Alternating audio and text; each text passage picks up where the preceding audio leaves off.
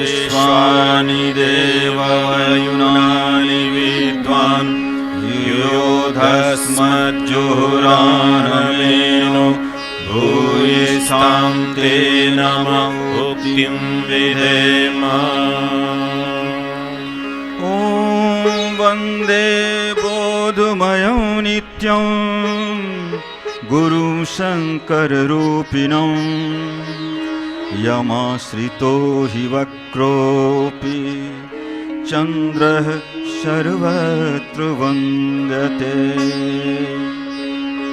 ॐ मातरं भगवती देवी श्रीरामं च जगद्गुरुं पादुपद्मे तयोः श्रित्वा प्रणमामि मुहुर्मुहुः प्रणमामि मुहुर्मुहुः।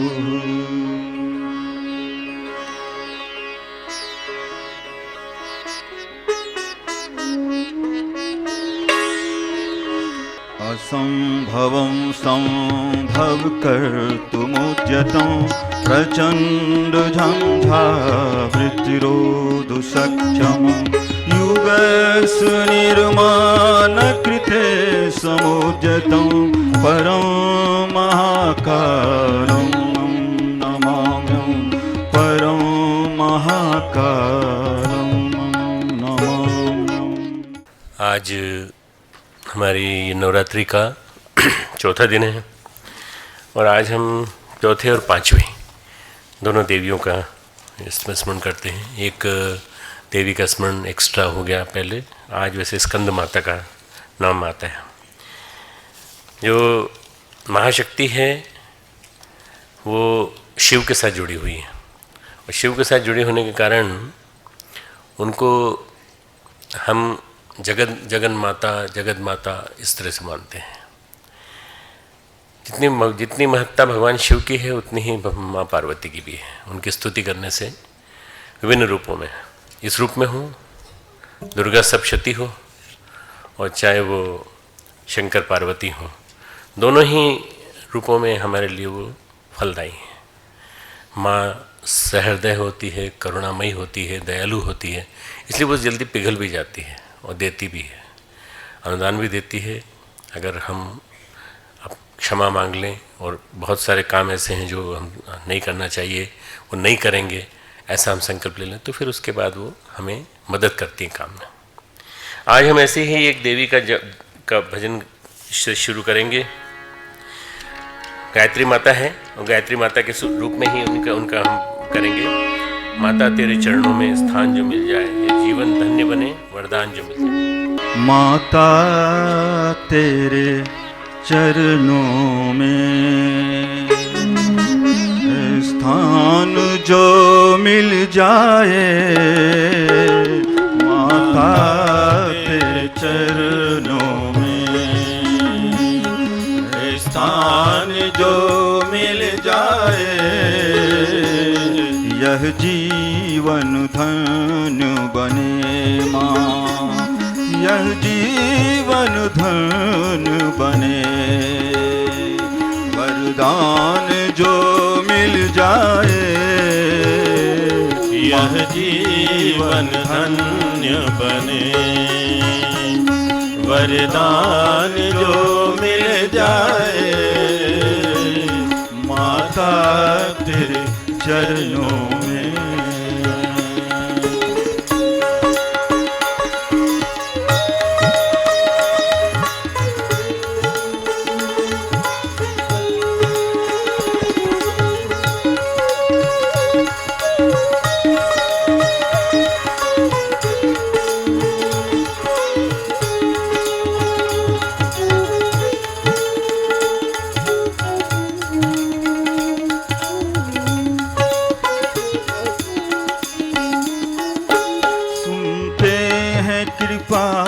तेरी दिन रात बरसती है, सुनते हैं कृपा तेरी दिन रात रात बरसती है। श्रद्धालु ही पाते हैं, दुनिया तो तरसती है। श्रद्धालु ही पाते हैं, दुनिया तो तरसती है। एक बूंद हमें दो माँ, एक बूंद हमें दो माँ, किस्मत ही बदल जाए। एक बूंद हमें दो माँ, किस्मत ही बदल जाए। माता तेरे चरणों में।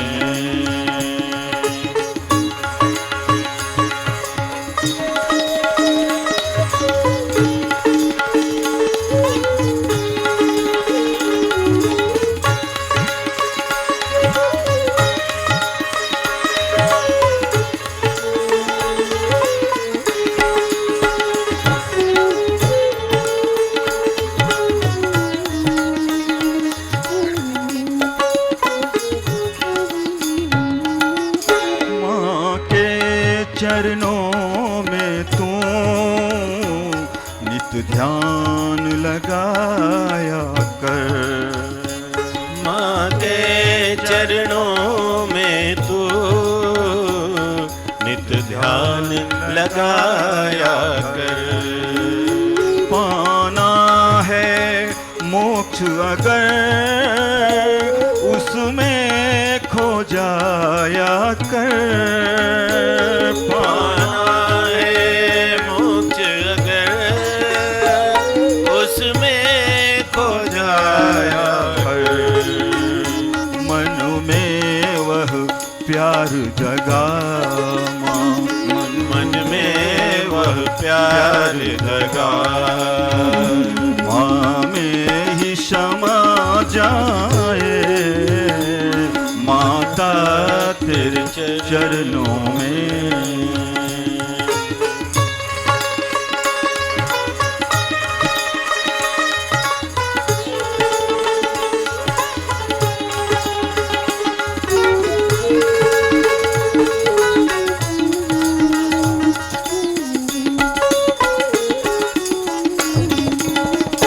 देवत्व के फूलों से माता झोली भर दो।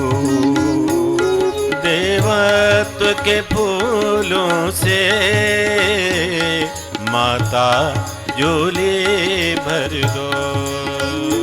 सब दोष हटा दो माँ, बस निर्मल मन कर दो।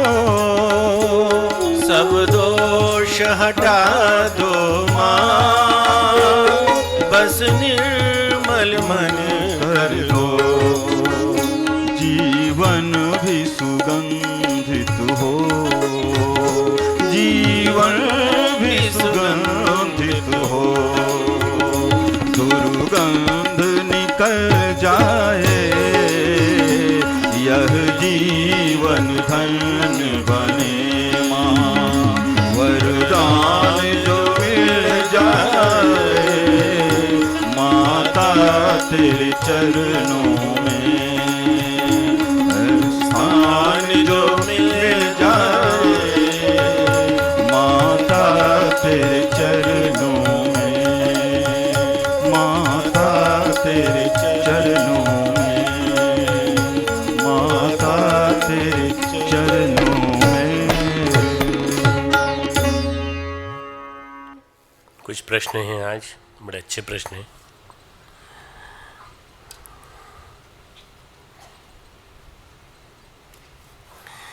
हर काम, हर चीज़ से उत्सुकता, उत्साह खत्म होता जा रहा है, क्या करें? ये हर किसी के, हर विद्यार्थी के, हर व्यक्ति के जीवन में ऐसा क्रम आता है। हल्का सा माइनर डिप्रेशन के अटैक्स आते हैं। 24 घंटे में हम करीब करीब 2 या ढाई घंटे डिप्रेशन में चले जाते हैं। एक साथ नहीं, कुछ कुछ सेकंड, कुछ कुछ मिनट नेगेटिविटी आ जाती है। उस वक्त चिंतन को अपने इतना पॉजिटिव रखने की कोशिश करना चाहिए। कोशिश करना चाहिए कि हम कोई स्वाध्याय की कोई किताब पढ़ लें, या जो उत्सुकता उत्साह समाप्त हो रहा है तो उसमें क्या करें, काम को बदलें। काम को बदलें, लिख रहे हैं, लिखने में मन नहीं लग रहा तो पढ़ने लगें, पढ़ रहे हैं मन नहीं लग रहा घूमने लगें, घूम रहे हैं मन नहीं लगा थोड़े कमरे के बाहर जाके थोड़े सा हाथ पाँव ठीक करके आ गए। मैं खड़ा कर देता हूँ, ऐसा करके यूँ करवाता हूँ, इधर उधर करवाता हूँ, इसलिए करवाता हूँ कि काम बदल जाएगा, उसके बाद जो करेंगे तो वो अच्छा रहेगा, बहुत बढ़िया रहेगा। काम बदलना बहुत ज़रूरी है। कम से कम 8-10 तरीके का काम है जो आप बदल सकते हैं, जो थ्रू आउट द डे बदल सकते हैं, और बदल करके फिर उस काम पे आ जाइए जिस काम को ओरिजिनली लिख रहे थे, कर रहे थे, पढ़ रहे थे, काम कर रहे थे। खेलते खेलते कभी कभी आदमी की ऊर्जा जो है वो अच्छी बढ़िया ढंग से बिखर जाती पूरे शरीर में, तो थोड़ा सा खेल लिया। विदेश में बहुत बड़ा प्रचलन है ये कि काम करते करते जब बहुत थक जाते हैं तो जाके गोल्फ खेलते हैं या बास्केटबॉल खेलते हैं, थोड़ा सा ऊर्जा उसमें लग गई तो उसके बाद फिर आते हैं, फिर मन लगा के काम करते हैं, फिर खूब मन लगा के 1-1.5 घंटा 2 घंटा 2.5 घंटा। कोशिश करो कि उत्सुकता और उत्साह को समाप्त करने का तरीका एकमात्र है, मोनोटोनस मत बनो, एक रस्ता मत पैदा करो। मोनोटोनस से तुम अपने आप को बदलो, मोनोटोनी तोड़ो, मोनोटोनी तोड़ोगे तो फिर उसमें बदल जाओगे, तो तुम्हारे लिए जीवन में परिवर्तन आ जाएगा।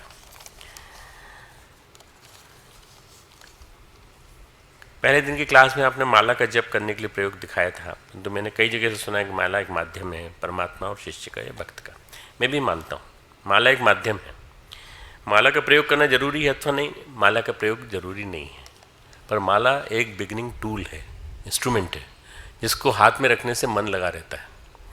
और जैसा मैंने कहा कि इन दोनों उंगलियों का स्पर्श हमारे न्यूरोनल कॉर्टेक्स पेनफील्ड ने प्रयोग करके देखा है, न्यूरोनल कॉर्टेक्स में प्रभावित करता है। यदि नहीं हो तो हमारे यहाँ दीक्षा सेट में माला क्यों होती है? माला इसीलिए होती है कि याद दिलाने के लिए, भाई करना है, अभी माला करना है, याद रहेगा नहीं। जब कैसे करें गायत्री मंत्र का? जैसा तुमको मन लगे बेटा, तो मन लगे कि तुम 20 मिनट तक तुम गायत्री मंत्र का जब बिना माला कर सकते हो तो कर लो, 3 माला हो जाएंगे उस पीरियड में। और तुम्हें ऐसा लगे कि हम बिना माला के कर सकते हैं तो कर लेंगे, नहीं माला के बिना नहीं कर सकते तो माला ले लो उस हाथ में, पर ज़रूरी नहीं है, अनिवार्य नहीं है माला। जब मैं ध्यान करती हूँ उस वक्त पूरे शरीर में कंपन होता लगता है, मेरा पूरा शरीर धीरे धीरे घूम रहा है। ऐसा क्यों होता है?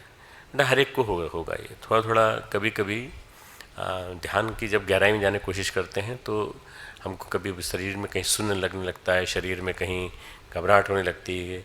ऐसे में आँख खोल लेना चाहिए और आँख खोल करके धीरे से भक्ति भाव से माँ की तरफ देखना चाहिए, गुरुदेव माता की तरफ देखना चाहिए, चित्र की तरफ देखना चाहिए, और फिर से धीरे धीरे गहरी गहरी सांस लेते हुए फिर ध्यान में चले जाना चाहिए। मोह से कैसे उत्पन्न होता है मानसिक असंतुलन, दार्शनिक मनोवैज्ञानिक दृष्टिकोण से बताएं। बेटा मोह जो है ना, मोह सकल व्याधिन कर मूला। तुलसीदास जी बहुत बड़े साइकोलॉजिस्ट थे, उन्होंने वहाँ लिख दिया है रामायण में, मोह सकल व्याधिन कर मूला। समस्त बीमारियों का मूल क्या है? मोह है। मोह क्या करता है? मोह पॉजिटिवनेस पैदा करता है। पॉजिटिवनेस से क्या होता है? एंग्जाइटी पैदा हो जाती है। एंग्जाइटी से क्या हो जाता है? न्यूरोटिसिज्म पैदा हो जाता है। सारी की सारी जितनी प्रकार की बीमारियां साइकोलॉजिकल होती हैं वो होने लगती हैं। ये नहीं मिला तो मैं परेशान हो जाऊंगा, मैं उसको तंग करूंगा, फिर तो आपके अंदर सब तरह की बुराइयां आने लगती हैं, मानसिक असंतुलन पैदा हो जाता है। दार्शनिक मनोवैज्ञानिक दृष्टिकोण, हर दृष्टिकोण से मोह हमारे लिए नुकसानदायक है। मोह जो है चीज़ों का भी होता है, मोह बच्चों का भी होता है, मोह संपत्ति का भी होता है, मोह घर का भी होता है, मोह माता पिता का भी होता है, मोह पोते पोती का भी होता है, नातिन का भी होता है, भतीजी का भी होता है, सहेली का भी होता है और सहेले का भी होता है। किसी का भी हो सकता है मोह, किसी का भी हो सकता है। तो इसलिए मोह से दूर रहना चाहिए, क्योंकि मोह ही परेशानी का कारण है। ध्यान और जप का अंतिम लक्ष्य क्या है? ध्यान और जप का अंतिम लक्ष्य है समाधि। हम जो करना चाहते हैं ध्यान धारणा ध्यान समाधि। जब जो है वो हमें एकाग्रता के साथ अनंत के साथ एकात्मता स्थापित करने में मदद करता है। हमारा जप की श्रृंखला जैसे चलती चली जाती है तो हमारे चित्त की शुद्धि होती चली जाती है, शरीर की भी शुद्धि होती चली जाती है, और धीरे धीरे हम भगवान के पास बैठने योग्य बनने लगते हैं। हमारी उपासना में 2 चरण हैं, जप और ध्यान। अपनी एक किताब है उपासना के 2 चरण, जप और ध्यान। उस किताब को तुम लोग पढ़ना, तो फिर मैं अगली बार, जब तुम में से जो इस साल निकल जाएंगे उनकी बात अलग है, जो अगली बार जो आएंगे उनसे मैं प्रश्न पूछूंगा उसमें से। वो किताब अपने आप में मास्टरपीस है। मैंने उस किताब को 1972-73 में पढ़ा था। मैं पढ़ के आश्चर्यचकित रह गया कि कितने बड़े साइकोलॉजिकल सीक्रेट्स गुरुदेव ने इसमें डाल दिए हैं।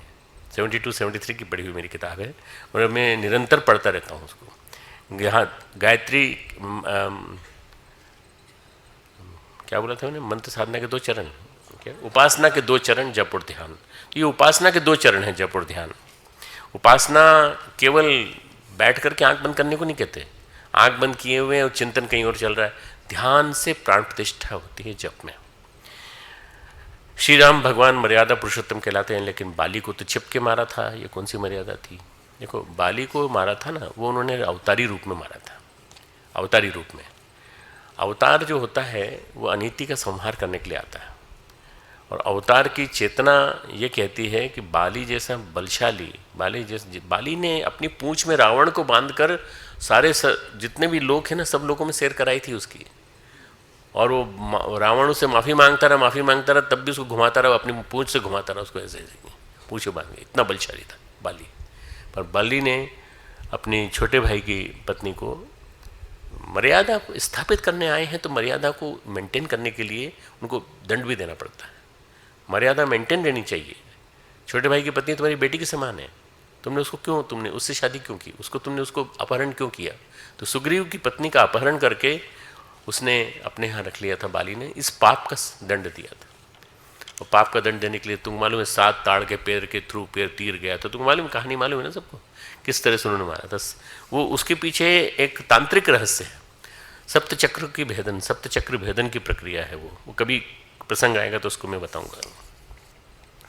दुर्गा सप्तशती का जो रहस्य है, क्या उसे लड़कियां नहीं पढ़ती? बेटा सब पढ़ती हैं, पूरी किताब पढ़ा करो तुम, कोई दिक्कत नहीं है। रहस्य भी पढ़ो, कीलक भी पढ़ो, अर्गला भी पढ़ो, सब कुछ पढ़ो, कोई दिक्कत नहीं है। कि लड़कियों में क्या है, कोई विशेष बात है क्या, गड़बड़ा जाएंगी? नहीं, कुछ नहीं बेटा, बहुत सब सही लिखा हुआ। जो भी लिखा है, ये किताब जो है ना, ये किताब अपने आप में एक पारसमणि है, पारसमणि। 700 इसमें श्लोक हैं और बहुत ही सुंदर किताब है, पुस्तक है। ये हमारे गायत्री महाविज्ञान के समानांतर है और लगभग उसी स्तर की है। गायत्री की साधना है। गायत्री की साधना किस रूप में की जाए, उसको किस तरह से अपने जीवन में उतारा जाए, इसका हमने प्रसंग देना चालू किया।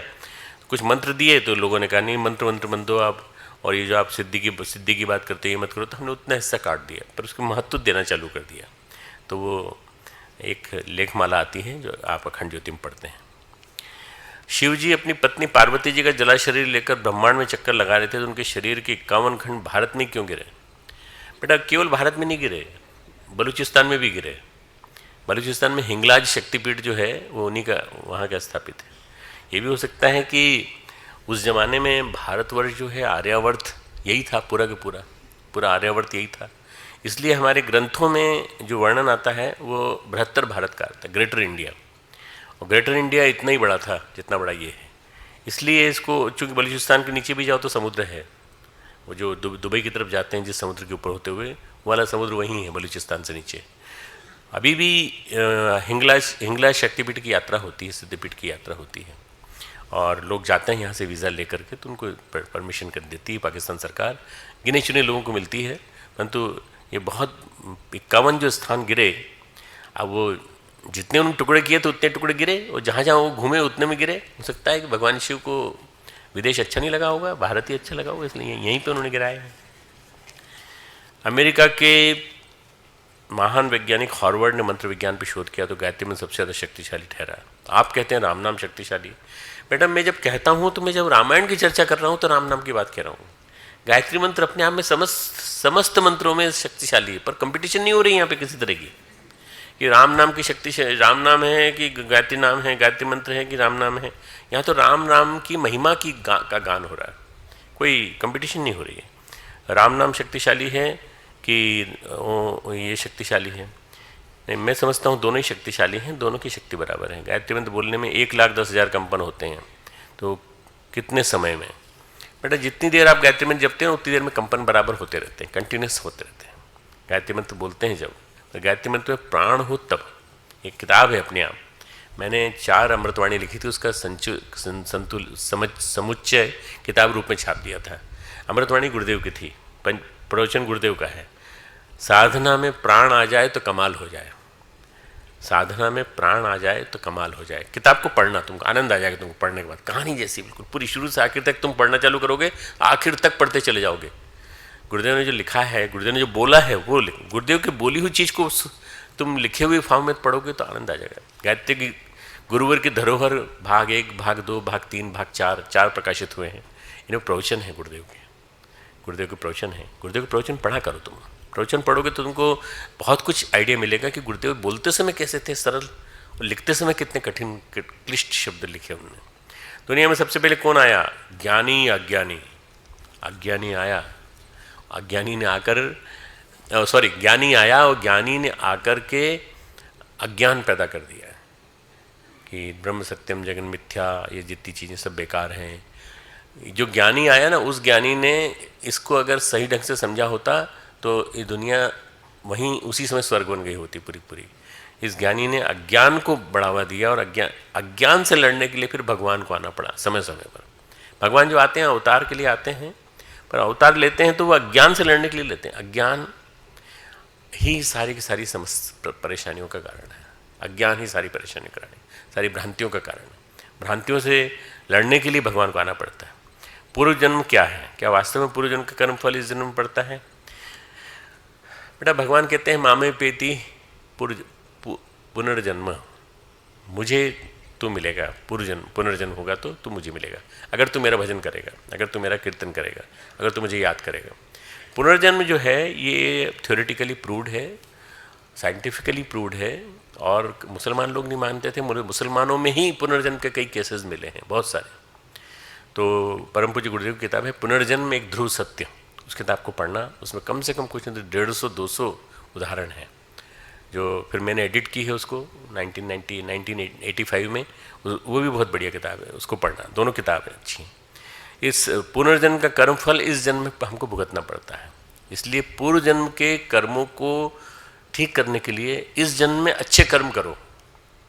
जितने अच्छे कर्म करते जाओगे उतने अच्छे कर्मों से पूर्व जन्म का किया हुआ जो कुछ दुष्कृत्य है वो सब कटता चला जाएगा। श्रेष्ठ कर्मों से बुरे कर्मों को काटो। गायत्री मंत्र लेखन में लाल रंग के पेन से मंत्र क्यों लिखा जाता है? ये लक्ष्मी का रंग है, लाल रंग, सिंदूरी लाल रंग। मैं इस समय बैठा हूँ यहाँ, मेरे चारों तरफ सिंदूरी लाल रंग है। कितना सुंदर लग रहा है। अभी दुर्गा की पूजा आराधना चल रही है इन दिनों नवरात्रि में, और मेरे सामने लाल रंग है। मुझे तो देख के ही आनंद हो रहा है इनको। तुम्हें देख के नहीं लग रहा आनंद? नहीं, कितना सुंदर कलर। तो लाल रंग से लिखते हैं, इसका मतलब है कि लक्ष्मी का कलर है, वो लक्ष्मी आने का कलर है। लक्ष्मी को आमंत्रित करने के लिए उस अक्षर से लिखा जाता है, लाल रंग से लिखा जाता है। शहीद किसे कहते हैं? गुरुदेव ने अवतार की परिभाषा दी है, संत, सुधारक और शहीद। संत वो जो दूसरों की सेवा करे, दूसरों के लिए जिसका हृदय पिघल जाए। सुधारक वो जो समाज सुधार के लिए अपना सब कुछ लगा दे। और शहीद वो जो अपना ईगो शहीद कर दे, ईगो, अपना अहम गला दे। अपना अहम गला करके यदि मौका लगा तो सिर भी दे दे। शीश दिए जो गुरु मिले तो भी सस्ता जान। शीश देने के लिए भी तैयार रहता है। क्या फंदे को गले लगाना ही शहीद शहादत है? नहीं बेटा, शहादत तो कई लोगों को ऐसे गोली खा के मिली। तुमको मालूम होगा कि हमारे चंद्रशेखर आज़ाद जो थे वो चारों तरफ से घिर गए थे। उन्होंने सब गोलियां अपनी उपयोग कर ली इलाहाबाद के अल्फ्रेड पार्क में, और जब आखिरी गोली उन्होंने देखी, आखिरी गोली बची है, तो उन्होंने अपने आप को गोली मार ली। उनके हाथों में अपने शरीर की दुर्गति नहीं कराना चाहता। इसके बावजूद भी जब अंग्रेज पास आ गए तो उन्होंने कम से कम 100 गोली और मारी उनकी बॉडी में। क्यों? केवल ये देखने के लिए कि कहीं फिर से उठ के तो नहीं खड़ा हो जाएगा। इतने डरते थे चंद्रशेखर आज़ाद से। शहादत जो होती है वो शरीर की भी होती है, मन की भी होती है और आत्मा की भी होती है। आत्मा की शहादत भगवान के चरणों में, मन की शहादत उच्चतम मन में, और शरीर की शहादत भगवान के कामों में करना। शहीद की परिभाषा ही है। भगवान बुद्ध करुणा के अवतार क्यों हैं? करुणा हीलिंग क्यों, ये समझ में नहीं आया। बुद्ध पूर्णिमा के महत्व को स्पष्ट करें। भगवान बुद्ध करुणा के अवतार क्यों? करुणा के अवतार इसलिए कि उन्होंने करुणा से विगलित होकर के अपने आप को पाने की कोशिश की कि मैं कौन हूँ, आखिर इनके लिए मैं क्या कर सकता हूँ। दुखी होकर उन्होंने दुख को समझा। दुखम सर्वे दुखम सर्वम दुखम दुखम दुखम, ये बुद्ध धर्म में मिलता है। और फिर उन्होंने करुणा के माध्यम से विगलित होकर के एक बूढ़े को, एक बीमार को और एक मरे हुए आदमी को देखने के बाद मोक्ष की प्राप्ति का मार्ग निकाला। इसलिए वो करुणा के अवतार है। बुद्ध पूर्णिमा का महत्व ये है कि बुद्ध ने इसी दिन मोक्ष पाया, इसी दिन बोध पाया था। भगवान बुद्ध को जो बोध हुआ था इसी दिन हुआ था, बुद्ध पूर्णिमा के दिन। और जिस वृक्ष के नीचे हुआ था उस वृक्ष की डालियाँ जगह जगह गईं, वहाँ बोधि वृक्ष स्थापित किए गए। और आज कम से कम कुछ नहीं तो 5 से लेकर 10,000 स्थानों पर बोधि वृक्ष स्थापित है, उसकी डालियाँ, बरगद की डालियाँ। क्या श्री कृष्ण का अनुकरण करके श्री राम जैसा जीवन जीने का हक है? हाँ बिल्कुल, श्री कृष्ण का अनुकरण करो, पर ऐसा नहीं कि गोपियों के पीछे भाग रहे हो और श्री कृष्ण के अनुकरण करते हुए और श्री राम जैसा जीवन जीने की कोशिश कर रहे हो। तो श्री राम जैसा जीवन फिर याद आ जाएगा तुमको, श्री राम मर्यादा में थे। तो मर्यादा में जीना कोई आसान काम नहीं है, बहुत मुश्किल काम है। तो कोशिश करो। भरत की भक्ति के विषय में बताए, भरत की भक्ति के बारे में जितना कहा जाए उतना कहा। भरत धर्म के प्रतीक हैं। भरत की भक्ति इतनी ज़्यादा है कि भरत ने पादुकाएँ रखी अपने बड़े भाई की और उनको सामने रख करके उन्हीं के सामने उनका ध्यान करते हुए उन्होंने पूरा राज्य चलाया 14 साल तक। और पूरा के पूरा जैसे ही वो आए वैसे उन्हीं को सौंप दिया।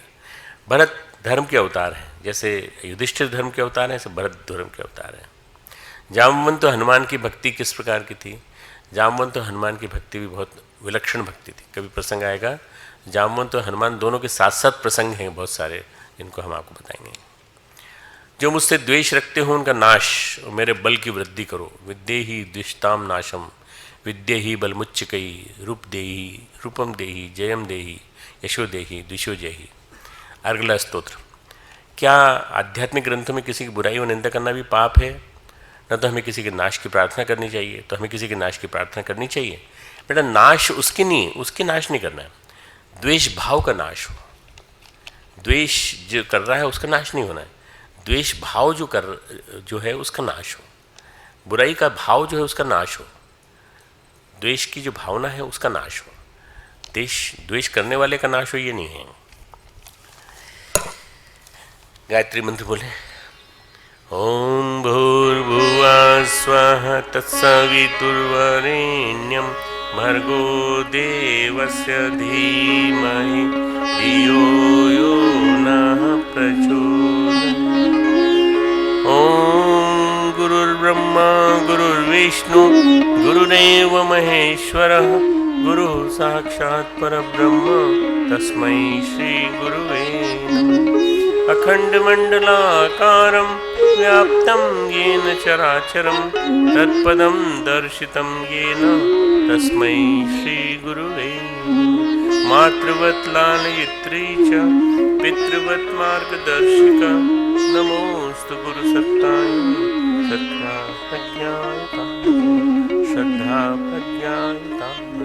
सभी उपस्थित जितने भी प्यारे प्यारे बच्चों, छात्र छात्राओं और अध्यापकगणों, सभी अधिकारीगण, अभी तक हम जिन प्रसंग पर चर्चा कर रहे थे उसमें चौथे दिन में आते आते हम लोग बहुत महत्वपूर्ण मोड़ पे आ गए।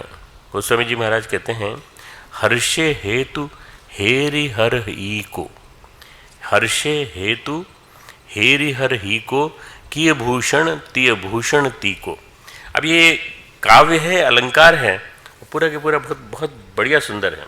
इसका मतलब है नाम के प्रति पार्वती के हृदय में ऐसी प्रीति देखकर हर्षे हेतु हेरी हेतु देखा उन्होंने, तो हर जो है बड़े प्रसन्न हुए, शिव जी बहुत प्रसन्न हुए। शिव जी हर्षित हो गए और उन्होंने स्त्रियों में भूषण रूप, पतिव्रताओं में शिरोमणि, किए भूषण तीय भूषण ती को, तीय भूषण ती को, ये जो अलंकार है कि पतिव्रताओं में शिरोमणि पार्वती जी को अपना आभूषण बना लिया, अर्थात अपने अंग में धारण करके अर्धांगिनी बना लिया। तुमने देखा होगा, चित्र देखा होगा, अर्धनारी नटेश्वर का देखा होगा। अर्धनारी तो आदि में शिव हैं, आदि में पार्वती हैं। शिव और पार्वती कभी एक दूसरे से अलग नहीं होते, कभी अलग नहीं होते, हमेशा दोनों का एक साथ एक रूप माना जाता है। और दोनों की पूजा में से जिसकी भी पूजा की जाएगी दोनों की पूजा मानी जाएगी। पार्वती की पूजा करेंगे तो वो शिव जी की पूजा मानी जाएगी, शिव जी की पूजा करेंगे तो पार्वती की भी मानी जाएगी। इसलिए ये जो पहली लाइन है ये बहुत बढ़िया है। गोस्वामी जी महाराज कहते हैं रामचरित के बारे में, रचि महेश निज मानस राखा, पाई सुसमऊ शिवासन भाषा। भगवान शिव ने भगवान श्री राम का चरित्र, मर्यादा पुरुषोत्तम श्री राम का चरित्र रच करके उसकी कथा को अपने मस्तिष्क में विराजमान कर लिया, अपने मन में रख लिया, इसलिए रामचरित मानस कहा जाता है। मानस राखा इसलिए रामचरित मानस, ठीक है ना। और राम का अयन, राम का घर, इसलिए रामायण। तो रामायण की परिभाषा राम अयन से हुई और राम राखा। मर्यादा पुरुषोत्तम श्री राम का चरित्र रचकर उनकी कथा रच के अपने मन में रखी। मन में रखने के कारण रामचरित मानस हुआ। भगवान शिव आदि गुरु हैं। शास्त्र कहते हैं, वेद कहते हैं, पुराण कहते हैं, समस्त विद्याएं, समस्त कलाएं, समस्त ज्ञान भगवान शिव के मुख से निःसृत हुआ है, सारा का सारा ज्ञान। और भगवान शिव जो हैं ज्ञान निधि हैं, परम गुरु हैं, आदि गुरु हैं। राम नाम की महिमा के आदि व्याख्याता भी यही है। अब देखो यही शिव जी गायत्री मंत्र की व्याख्या करते हैं, यही शिव जी श्री राम नाम की बात करते हैं। दोनों की बात क्यों कही जा रही है? इसलिए कही जा रही है कि जो लोग इतना लंबा मंत्र नहीं बोल सकते गायत्री मंत्र, वो राम नाम बोल कर भी तर सकते हैं। समझ में आएगा नहीं तुमको? राम नाम की महिमा इसलिए है कि राम नाम सब लोग, गांव के लोग तो नहीं बोल सकते, गायत्री मंत्र नहीं बोल पाते, चलो राम बोल लो, श्री राम राम राम राम राम राम राम राम। मैंने कईयों को देखा कि केवल राम नाम जब जब जब जब के ही वो कल्याण को प्राप्त हो गए, अच्छी मुक्ति मिली उनको, बहुत अच्छी मुक्ति मिली, बिना किसी कष्ट के, बिना किसी तकलीफ के। तो क्या वो नास्तिक थे?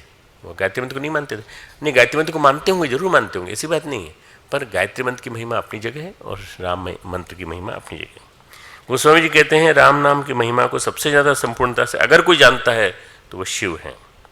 पिछले प्रकरण में बात हुई थी, सहस नाम सम सुनि सयु बानी, जिप जे पिय संग भवानी, हर्षे हेतु हरि को, किए भूषण तिय भूषण ती को। भगवती पार्वती ने, माता पार्वती ने भगवान शिव से राम नाम की महिमा सुनी उन्होंने कि राम का नाम सहस्त्र नाम के बराबर। एक राम अगर बोल दे भावपूर्वक तो सहस्त्र नाम के राम के बराबर है। विष्णु सहस्त्र नाम पढ़ा जाता है, भगवान विष्णु के सहस्त्र नाम है। इसी तरह से अनंत का द्योतक, सहस्त्र शब्द जो है, सहस्त्रार शब्द जो है, ये अनंत का द्योतक है। अनंत में विलीन हो जाना।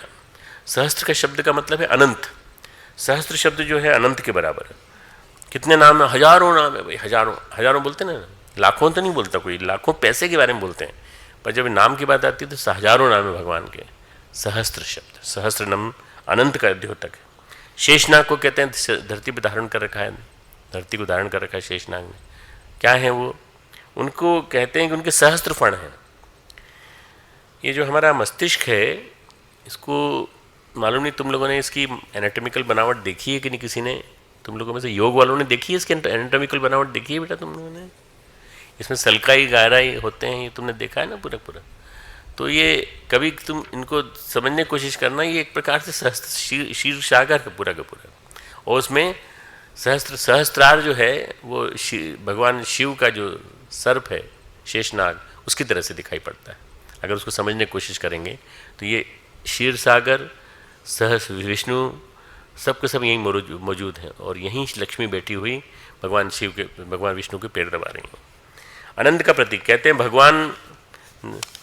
भगवान ने, शिव ने सुना कि राम नाम सहस्त्र नाम के बराबर है। कैसे सुना? राम रक्षा स्तोत्र में एक पंक्ति है, एक राम रक्षा स्तोत्र मुझे सुबह वीसी साहब ने बताया, तो मैं मंगा लिया मैंने, क्योंकि मैंने इसको देखा नहीं था, पहले कभी पढ़ा था बचपन में, आज मैंने मंगा लिया तुरंत, और इसको सुना देता हूँ आपको। राम रामेति रामेति रमे रामे मनोरमे, राम रामेति रामेति रमे रामे मनोरमे, सहस्त्रनाम तत्तुल्यम राम नाम वरानमे। श्री महादेव पार्वती से कहते हैं, हे सुमुखी, हे सुंदर मुख वाली। देखो भगवान शिव को भी तारीफ करनी पड़ती पार्वती जी की। हे सुंदर मुख वाली, राम नाम विष्णु सहस्त्र नाम के तुल्य है। मैं सर्वदा राम राम राम इस प्रकार मनोरम राम नाम में रमण करता हूँ। राम में विष्णु भी है, शिव भी हैं, और राम में ब्रह्मा भी है, तीनों हैं। र आ म, राम में सब कुछ है, पूरी प्रकृति है, पूरी की पूरी। मन में रमने वाली राम नाम जो है वो राम नाम सहस्त्र नामों के बराबर है। ये महिमा जानी पार्वती ने, और इसके माध्यम से उन्होंने सारे अस्तित्व को निर्मल कर डाला, अपने सारे अस्तित्व को निर्मल कर डाला। आपने कल कहानी सुनी थी सती वाली। सती वाले जो पूर्व जन्म का जो उनका कर्म था उसको निर्मल करने के लिए सबसे बढ़िया पुण्यजन्म की कथा यही है, सती और दक्ष की, दक्षसुता सती की और सती से पार्वती की। तो दक्षसुता हिमवान सुता से यात्रा है, ये एक प्रकार से परिष्कार की यात्रा, रूपांतरण की यात्रा है। रूपांतरण हुआ, परिवर्तित हो गई, बदल गई, माँ बदल गई। बदलने के बाद क्या हुआ है, इस तपश्चर्या की यात्रा में उन्होंने अपना शरीर, मन, अंतःकरण सब कुछ बदल डाला। क्या ऐसा भगवान में भी हो सकता है? हाँ, भगवान के साथ रहने वाले लोगों में हो सकता है, भगवान में तो नहीं हो सकता। भगवान के साथ रहने वाले लोगों में दोष आ सकता है। लक्ष्मण में कभी कभी दोष आया, कभी कभी हनुमान जी में भी दोष आया, परंतु भगवान जो हैं वो न जाने कितनी कलाओं के अवतार हैं, इस वजह से उनके अंदर इस तरह के दोष नहीं आते। और जब आते हैं वो उन्हीं धरती पर प्रकट होते हैं, धरती पर प्रकट होने के बाद सारे दोषों का निवारण करने के लिए आते हैं। इसलिए ये जो अवतार है, अवतरण होता है, वो अवतरण इसीलिए होता है कि इसके माध्यम से लोग प्रशिक्षण लें, लोक संग्रह हो, लोक शिक्षण हो, परिष्कार की यात्रा है, परिशोधन की यात्रा है, तपश्चर्या की यात्रा है। पार्वती जी के नाम, पार्वती जानती थी राम का नाम भोलेनाथ को, भगवान शिव को अति प्रिय है, तो नाम के प्रति पार्वती जी के हृदय में ऐसी प्रीति देख करके भगवान शिव प्रसन्न हो गए। उन्होंने किए भूषण, अपना आभूषण बना लिया उनको, पार्वती जी को अपना आभूषण बना लिया। जनरली होता क्या है कि स्त्रियां पति को अपना आभूषण बना लेती हैं, वो क्या वो पहनती हैं, वो मंगलसूत्र वो पहनती है ना, वो आभूषण उन पति के रूप में होता है। पर यहाँ क्या है, भगवान शिव प्रसन्न हो गए और उन्होंने किए भूषण, अपना आभूषण बना लिया। ती भूषण ती को, फिर आगे लिखा है जो स्त्रियों का आभूषण थी, स्त्रियों की मुकुटमणि थी, पार्वती जी समस्त नारियों में श्रेष्ठ हैं, उनको अपना आभूषण बना लिया। मतलब उनके बिना उनका अस्तित्व नहीं है। भगवान शिव ने अपने साथ उनको इतना रोम रोम में उनको बसा लिया कि अब राम और सीता की तरह से भगवान शिव और भगवान पार्वती, माता पार्वती दोनों का स्मरण किया जाएगा। ती भूषण ती को, जो स्त्रियों का आभूषण थी। राम नाम कहते हैं, राम का प्रभाव बहुत महत्वपूर्ण है, राम नाम बहुत महत्वपूर्ण है। इसके प्रत्येक आयाम में महामंत्र के अनेक आयाम हैं। ध्वनि का आयाम पहला आयाम, अर्थ का आयाम दूसरा आयाम, बीजाक्षर का आयाम दूसरा। मैं बता रहा हूँ, पहले मंत्र का जो आयाम है उसका ध्वनि का आयाम, राम राम राम राम राम। आप कई बार बोलें तो आपको इसका प्रभाव दिखाई पड़ने लगेगा। अगर केवल किसी मरणासन्न व्यक्ति के पास बैठ के केवल राम नाम का जप कर दिया जाए, बस केवल राम नाम का जप करें, तो बहुत शांति मिलती है उसको, बहुत शांति मिलती है। और फिर बाद में उठा के ले जाते हैं, राम नाम सत्य है, राम नाम सत्य है। हम लोग कुछ और सुना करते थे बचपन में, उसके आगे का वो आगे की लाइन कुछ और हुआ करती थी राम नाम सत्य है। वास्तव में सत्य बोलो सत्य है, यही था, सत्य बोलो सत्य है। राम का प्रभाव बहुत महत्वपूर्ण है। राम नाम जो है, पहला आयाम ध्वनि का आयाम, दूसरा आयाम अर्थ का आयाम, र आ म मंत्राक्षर बीजाक्षर का आयाम, जप की विधि का आयाम, डायमेंशन, इतने सारे आयाम राम नाम में हैं। कहते हैं महामंत्र जो जपत महेशु काशी मुकुते उपदेशु। सुन चुके इस बात को, इस लाइन को। इस महामंत्र को भगवान शिव स्वयं जपते हैं, राम नाम को भगवान स्वयं जपते हैं। इस जप के प्रभाव के कारण काशी मुक्त क्षेत्र माना जाता है। परम गुरु स्वयं जीव को उपदेश देते हैं राम नाम का। तुलसीदास जी कहते हैं नीको, या नीको शब्द यूज हुआ है। नीको, नीको का मतलब क्या होता है? क्या होता है? अच्छा, नीको है ना, अच्छा है ना, वो गांव की भाषा है। नीको, नीको, नीको लगता है अच्छा। कैसे, एक आध लाइन बोल के दिखाओ, गांव की लाइन कौन सी? नीको लगे है, नीको लगत है, लागत है, नीको लागो, नीक लागत है। उस लड़के ने सही बोला। देखो नीक का मतलब क्या होता है कि कालकूट फल दीने अमी को, उन्होंने कालकूट और फल मिला अमृत का। कथा समुद्र मंथन की है, देवताओं ने मिलकर समुद्र मंथन किया, सारे देव और दानव लगे समुद्र मंथन में, क्षीर सागर का मंथन हुआ। भयानक विष था कालकूट विष। इस कालकूट विष में वैद्यक शास्त्र में, आयुर्वेद शास्त्र में कहा गया है कालकूट विष सबसे घातक विष है। सबसे घातक, प्राण संहारक, यानी इसके नज़दीक भी आने से आदमी मर सकता है, इतना इतना घातक विष है। इसके संपर्क मात्र से, हवा लगने मात्र से हम व्यक्ति का प्राण मरण में बदल जाता है। जब उसका ताप, उसके प्रभाव को सहन न कर सका, सब घबराए कि 14 रत्नों में ये क्या निकल आया। 14 रत्न तो स्वीकार हैं, 13 रत्न स्वीकार है, पर ये विष कहाँ स्वीकार करेंगे। तो भगवान शिव ने उसको, भगवान शिव की शरण में गए। भगवान शिव ने कहा लाओ मेरे पास ले आओ। उन्होंने अपने गले में धारण कर लिया। यहाँ तक नीलकंठ, भगवान शिव नीलकंठ कहे जाते ना, यहाँ तक गरल को उन्होंने पी लिया अपने। कालकूट विष पीने के कारण उन्हें विषैला हो जाना चाहिए था, उनको मर जाना चाहिए था, लेकिन उन्हें ऐसा हुआ नहीं। भगवान शिव का ऐसा प्रभाव, रूपांतरकारी प्रभाव, कि कालकूट विष ने उनके संपर्क में, उनके सानिध्य में, शिव के सानिध्य में जो आएगा वो विषैला प्रभाव छोड़ देगा। देखो जितने भी गांजा पीने वाले, चरस पीने वाले, भांग पीने वाले लोग हैं ना, इनके लिए मैं बोल रहा हूँ कि शिव के सानिध्य में आ गए तो छोड़ दो, अब विष छोड़ दो, ये विष है पूरा। नहीं, सब शिव जी भी धतूरा पीते थे, भांग पीते थे, ये किसने कहाँ से, न जाने कहाँ से कहानी लिया है। शिव के सानिध्य में आना, शिव यानी कल्याणकारी वृत्ति, शिव यानी कल्याण। जब कल्याण है तो फिर नहीं होना चाहिए, फिर सारे एडिक्शंस, ड्रग्स सारे के सारे दूर हो जाना चाहिए। तो ये उनके सानिध्य में विषैला प्रभाव ही छोड़ जाना चाहिए, अमृत बन जाता है। ऐसे में विष भी अमृत बन जाता है। तो लोग ये कहते हैं, जो पीने वाले ये कहते हैं कि हम शिव का नाम लेके हम जब भी पीते हैं तो अमृत बन जाता है, और ऐसी समाधि लगती, आनंद आ जाता है। समाधि कुछ नहीं लगती, वो जो उसका प्रभाव है, उसका प्रभाव ही है मस्तिष्क के ऊपर जाके डालने का। वो तो अच्छा है कि ज़्यादा प्योर विष नहीं है। प्योर विष होगा तो 1 सेकंड में मर जाओगे तुम बिल्कुल पूरी तरह से। और अगर वो इम्प्योर है, इसी वजह से तुम्हारे को थोड़ा नशे का असर देता है। नशे का असर जो है ये जब मस्तिष्क में जाकर मस्तिष्क को पूरी तरह से विषाक्त बना देता है। पुराण की कथा इतनी है, समुद्र मंथन में कालकूट विष पीने का प्रसंग आता है, लेकिन इस कथा में अर्थ बड़े गहरे हैं।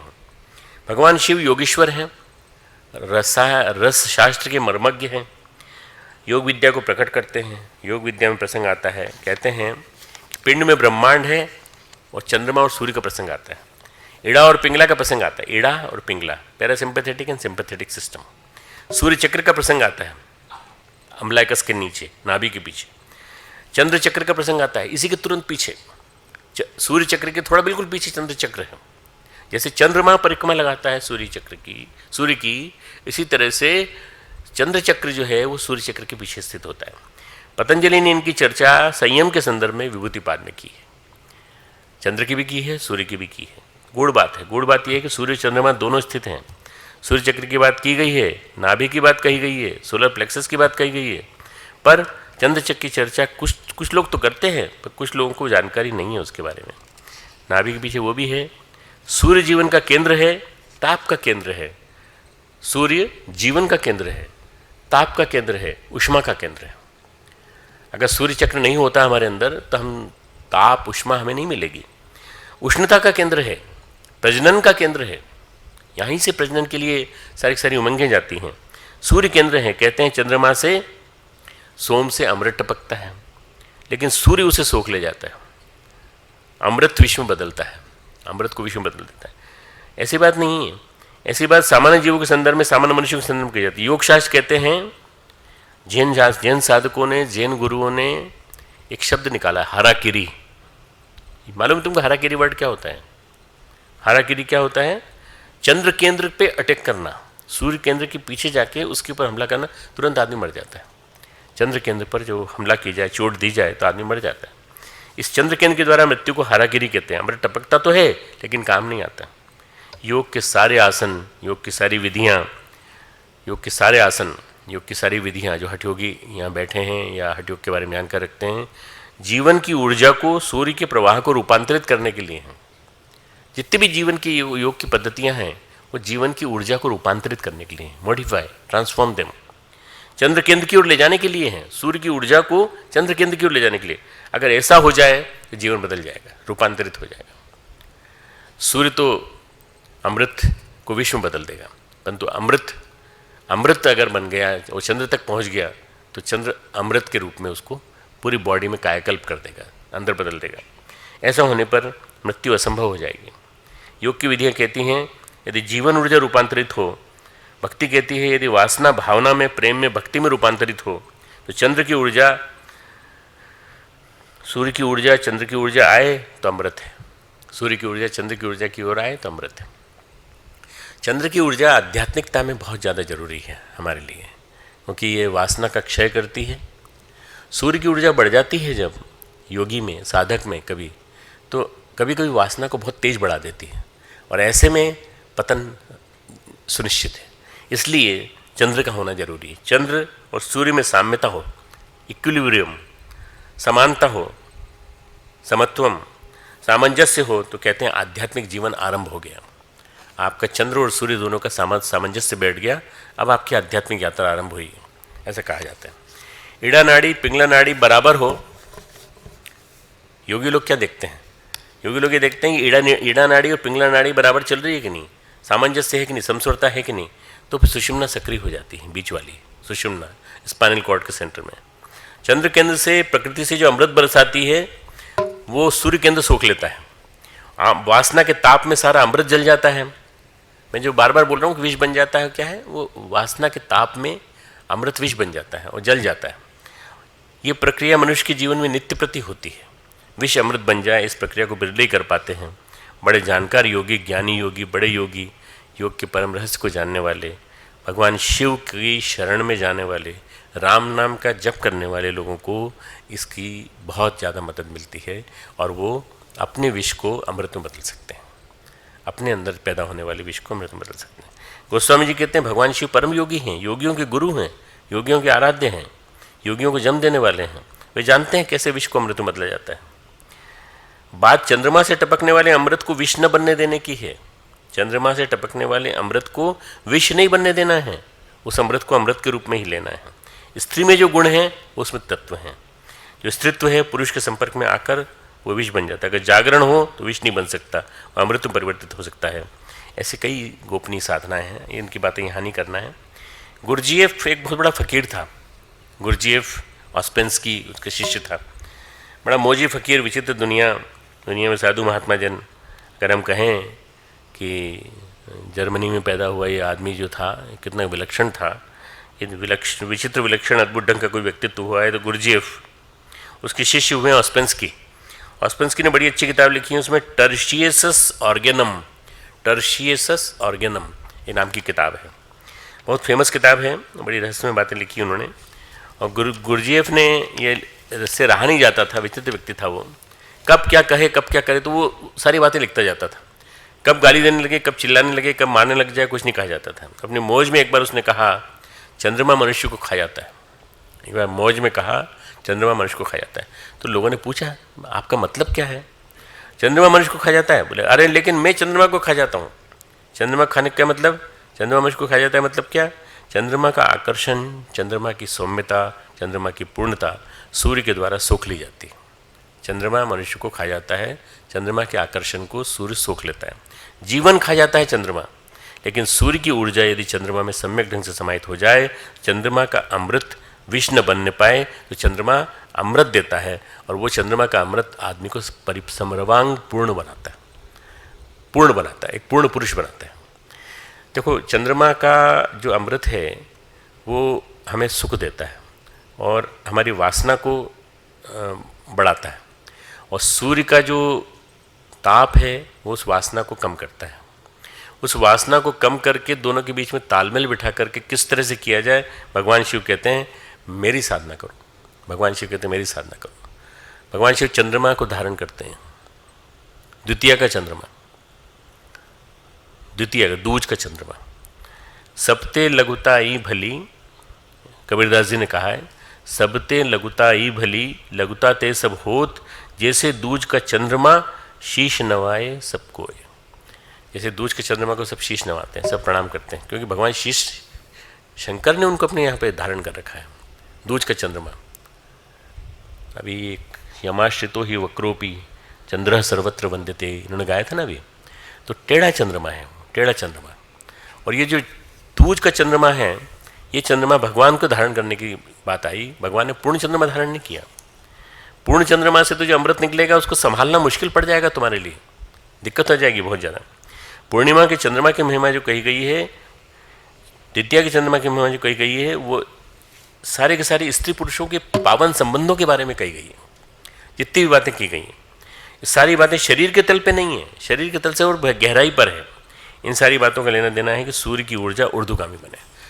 सबसे ज़्यादा जरूरी है चंद्रमा की मदद लेकर सूर्य की ऊर्जा को ऊर्ध्वगामी बनाओ और ऊपर की ओर चढ़ाओ शक्ति को। काम बीज को ज्ञान बीज में बदलो, काम बीज को ज्ञान बीज में बदलकर शक्तिशाली बनाओ। काल कूट फल दीन अमी को, वो जानते हैं विष को अमृत में कैसे परिवर्तित किया जाए, मतलब शिव जी इस चौपाई में बताया गया है। किससे? राम नाम के प्रभाव से। नाम प्रभाव जान शिव नीको। उन्होंने कहा ये बहुत बढ़िया है, बहुत बढ़िया है, ये मंत्र बहुत सुंदर है। नीको का उसने अर्थ बताया ना, सुंदर लगता है, सुंदर मंत्र। मंत्र बहुत सुंदर है, मंत्र बहुत अच्छा है, बेहतर ढंग से, बड़ी प्रकार से। मंत्र योग की हम बात करते रहे, मंत्र जपना सुनते हैं, उच्चारण सुनते हैं, लेकिन मंत्र योग बनता कैसे है, योग के शिखर तक पहुंचा कैसे जाता है? इससे पहले कहा था बंदौ राम नाम रघुवर को, हेतु कृसान भानु, आगे बोलो, हिमकर को। ये कृषाणु भानु हिमकर, अग्नि, चंद्रमा और सूर्य, तीन मिलकर के बनते हैं। भगवान श्री राम के नाम की वंदना करता हूँ, जो अग्नि, सूर्य, चंद्र तीनों तत्वों को अपने में समेटे हुए हैं। तो शिव जी, श्री राम के नाम में, शिव जी के पास और श्री राम के उच्चारण में वो ताकत छिपी पड़ी है कि हमारे अंदर के चंद्र तत्व को वो सूर्य की मदद से ऊपर बढ़ा दे, ऊपर उठा दे, नीचे नहीं गिरने दे। मूलाधार चक्र के माध्यम से नीचे जाएगा तो वासना का आकर्षण हमको पतन की ओर ले जाएगा, पतन की ओर ले जाए, उसके बजाय हम ऊंचा उठें, अपने ज्ञान को बढ़ाएं और ज्ञान को बढ़ा करके हम अपने चिंतन को उच्चतम स्थिति में पहुंचाने की कोशिश करें। तो काम बीज का ज्ञान बीज में परिवर्तन। ये ध्यान कभी कराएंगे तुमको, पहले मैंने कराया है, 2-3 बार कराया है पिछले 14-15 साल में।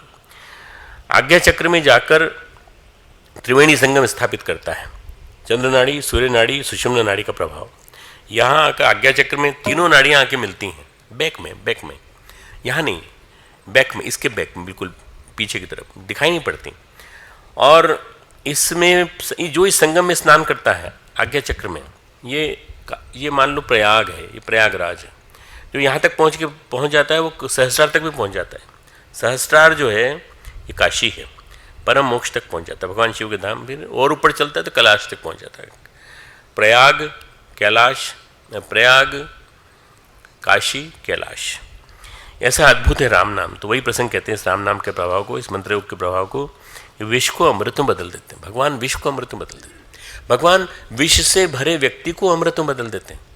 भगवान विषाक्त वाणी को अमृत वाली वाणी में बदल देते हैं। भगवान आपके चिंतन में बहुत सारा द्वेष का विष भरा पड़ा है, उसको भी बदल देते हैं। अगर राम नाम का जप नियमित रूप से करेंगे तो बदल जाएगा। लोग अमृत को विष में बदल देते हैं, हम लोग अमृत को विष में बदल देते हैं। ऊर्जा को, जीवनचर्या को अनियमित ढंग से जीते हैं तो हम जीवन की धारा को वासना में बहा देते हैं। कितने ही लोग हैं जिन्होंने जीवन को बर्बाद कर दिया, अमृत को विष में बदल दिया। भगवान शिव विष के प्रभाव को अमृत में बदल देते हैं।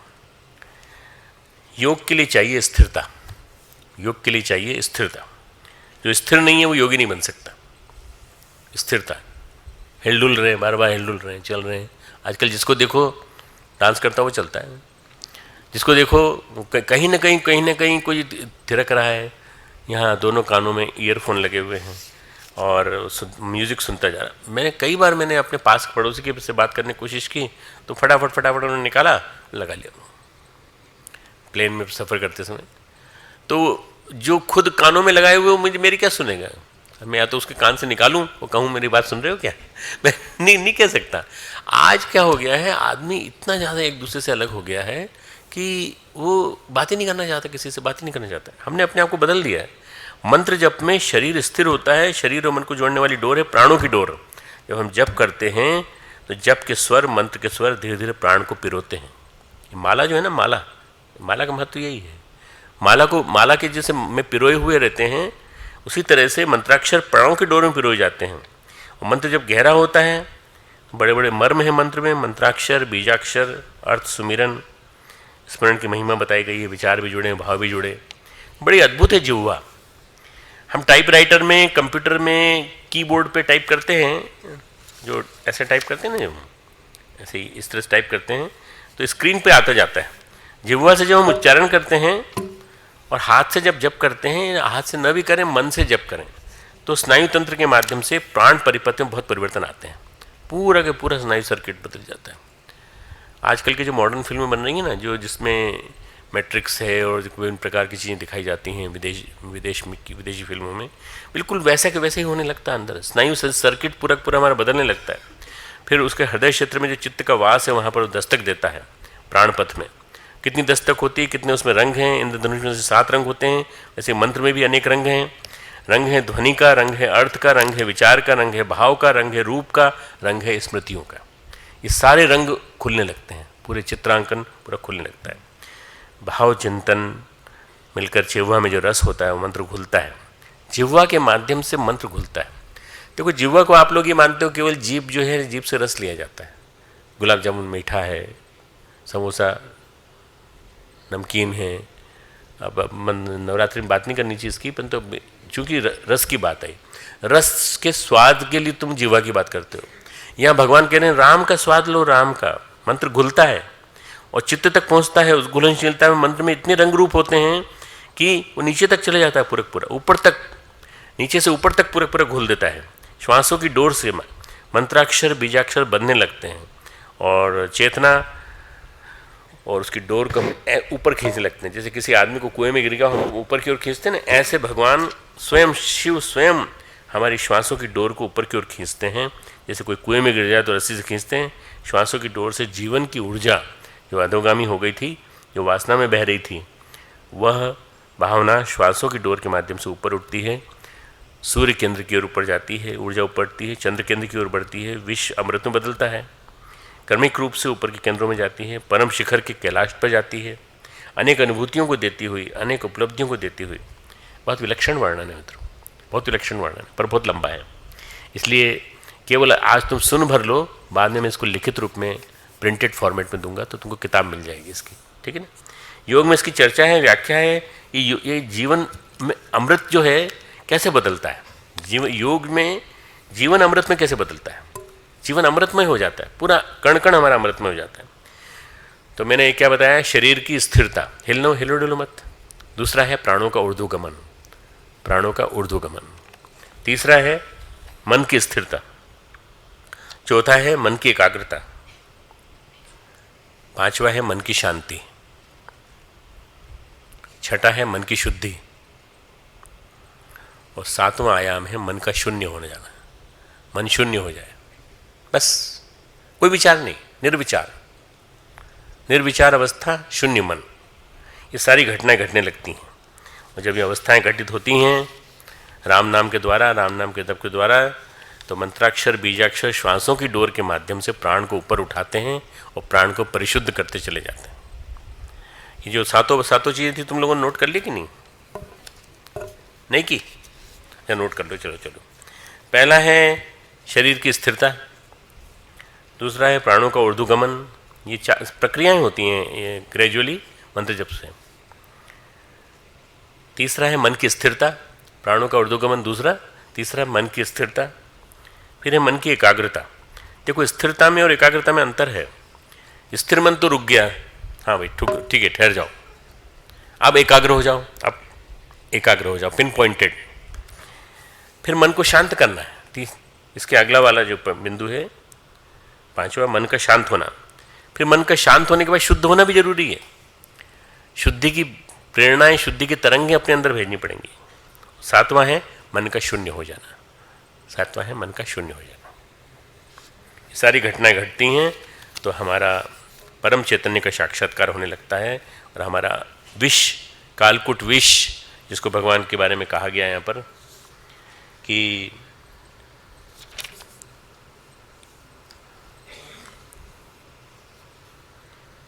किए भूषण तीय भूतन ती भूषण ती को, नाम प्रभाव जान शिव नी को, कालकूट फलुदीन अमी को।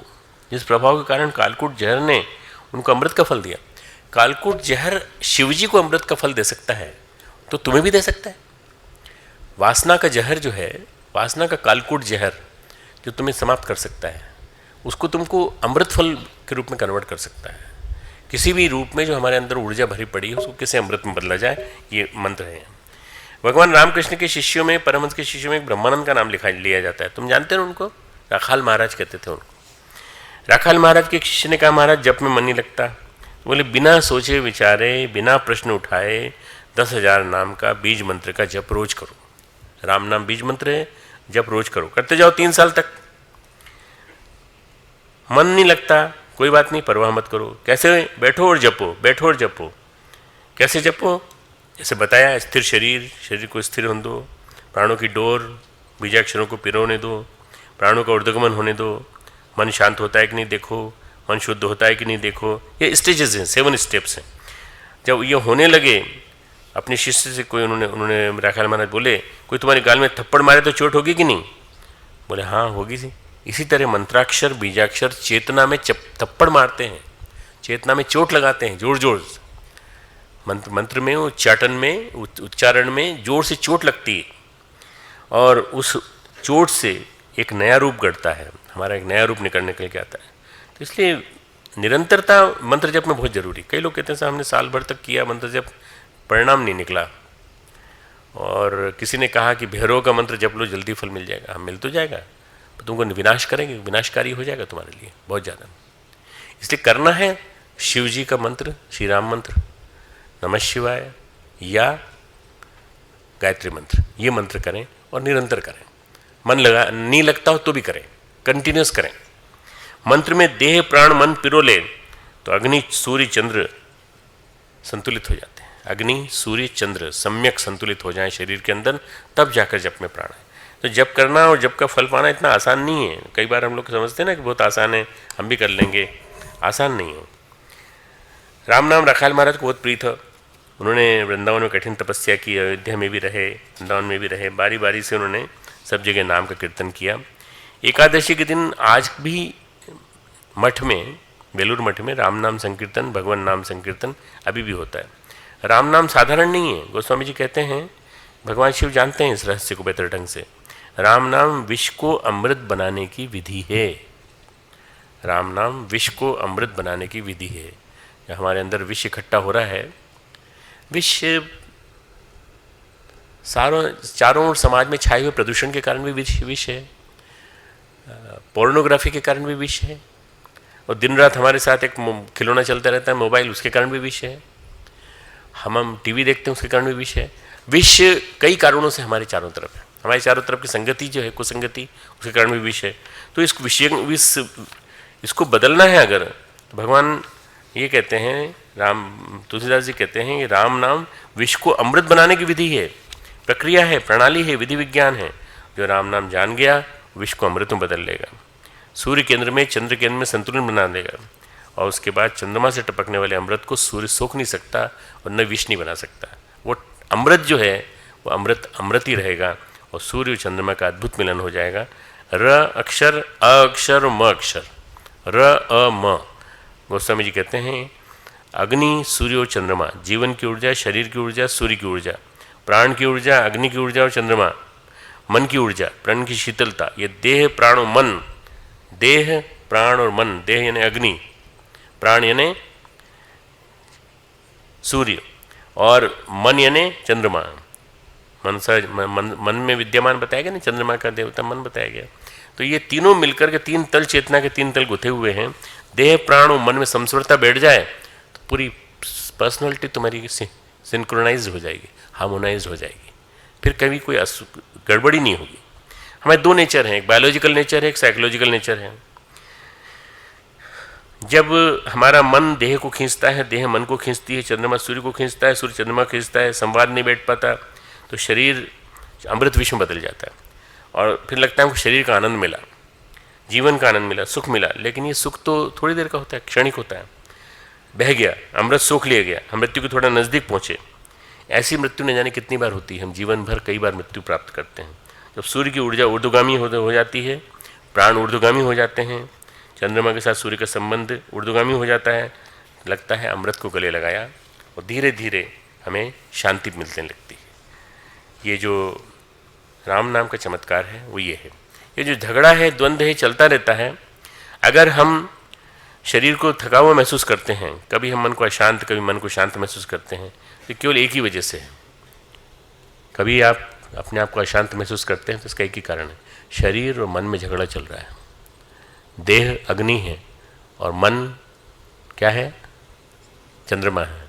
अग्नि और चंद्रमा में झगड़ा चल रहा है आपस में। इन दोनों में तालमेल बिठाओ, इन दोनों में तालमेल बिठाओ, समस्वरता बिठाओ, शरीर और मन में संवाद स्थापित हो जाएगा तो बायोलॉजिकल नेचर और साइकोलॉजिकल नेचर में संवाद हो जाएगा।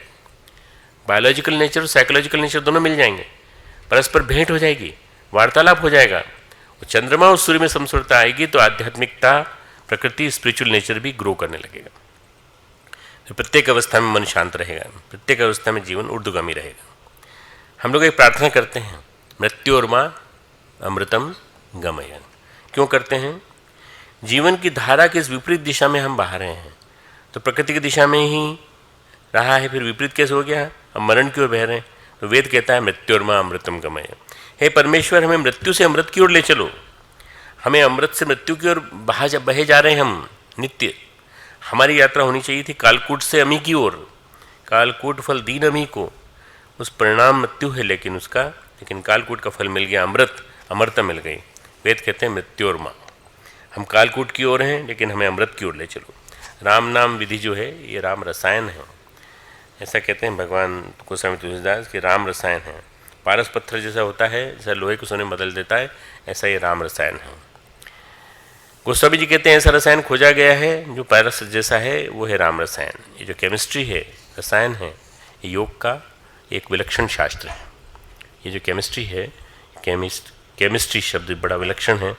केम मतलब पूरी तरह से आमूलचूल बदल देना। जो राम नाम के जप का रसायन शास्त्र है, जिसमें शब्द हैं, विचार हैं, भाव हैं, राम नाम पर जितना गहन चिंतन है। शब्द तो दिखते हैं, सूर्य तो दिखता है, चमकता है, लेकिन उसका अर्थ नहीं दिखता। लिखे हुए हैं शब्द, अक्षर, मात्राओं से मिले जुले शब्द, उच्चारण कर तो अर्थ समझ में आता है। कोई विदेशी हमारे से मिलने आ जाए और विदेशी आकर के हमसे बात करे, वो हमारी हिंदी नहीं जानता, हम उसकी भाषा नहीं जानते, हम हिंदी में उसको 50 गाली दे दें, वो कहेगा कितना बढ़िया, बहुत वेरी गुड, हाथ मिलाएगा। क्योंकि वो शब्दों का अर्थ नहीं समझता। वो तो बार बार ताली बजाएगा, हाँ आनंद आ गया, आपने बहुत बढ़िया मंत्रोच्चारण सुनाया, पर भाव तो देख लेगा, वो भाव तो समझ लेगा। हम उसका अर्थ ना समझें तो कोई अर्थ नहीं, अर्थ समझ लें तो अर्थ को गंभीरता से, गहनता से समझ लें तो ऊर्जा का विस्फोट होगा, कृषाणु। जब अर्थ समझ लिया जाता है मंत्र का, कृषाणु अग्नि पैदा होती है, प्राण पैदा होता है। अभी शब्द प्राणहीन है, शब्द में हल्का फुल्का प्राण बहता है, व्यक्ति में जितना प्राण निकल आया, लेकिन अर्थ में जब प्राण भरता है तो उसमें अग्नि प्रकट होती है।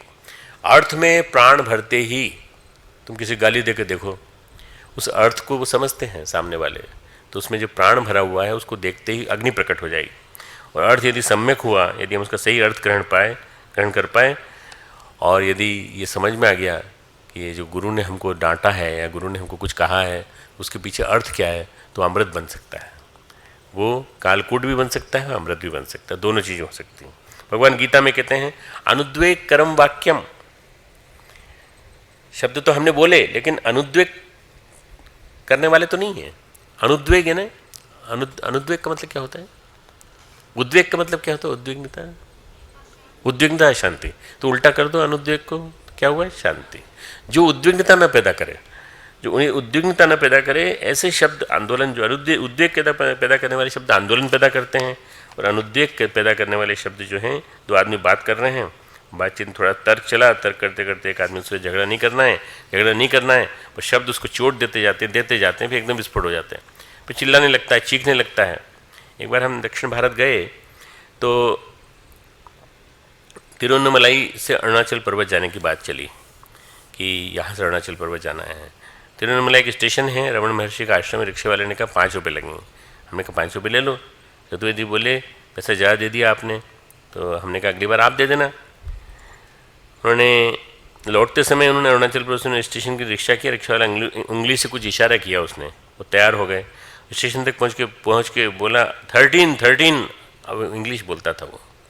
उसने कहा 13 क्या बोल रहे, 5 तो उसने 5 किया था, फिर 3 ये किया था, 13। अब वो अपनी भाषा में उसने गाली देना चालू किया, जोर से चिल्ला के।